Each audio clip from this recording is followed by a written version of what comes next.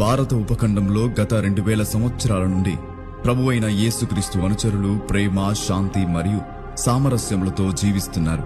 క్రీస్తు శకం 52లోని యేసుక్రీస్తు యొక్క 12 మంది శిష్యులలో ఒకరైన సెయింట్ థామస్ గారు దక్షిణ భారతదేశపు కేరళ రాష్ట్రంలోని మలబార్ తీరానికి చేరుకున్నారు. సెయింట్ థామస్ క్రీస్తు శకం 72 సంవత్సరంలో తమిళనాడులోని చెన్నైలోని మైలాపూర్లో హతసాక్షి అయ్యారు. నాటి నుండి సెయింట్ థామస్ యొక్క బలిదాన దినంగా జూలై 3వ తేదీని సాంప్రదాయంగా పాటించడమే కాకుండా ప్రపంచవ్యాప్తంగా సెయింట్ థామస్ డేగా ప్రకటిస్తున్నారు.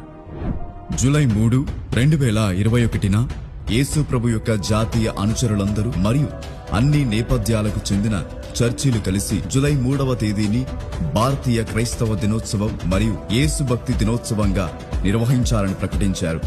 భారతదేశంలోనే గాక మొత్తం ప్రపంచవ్యాప్తంగా లక్షలాది మంది యేసుక్రీస్తు అనుచరులతో కలిసి భారతీయ క్రైస్తవ దినోత్సవం, యేసు భక్తి దినోత్సవమును పాటించి నిర్వహించగలరు.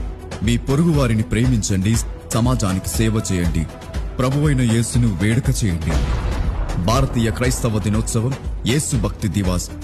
ప్రేమించండి, సేవ చేయండి, వేడుక చేయండి.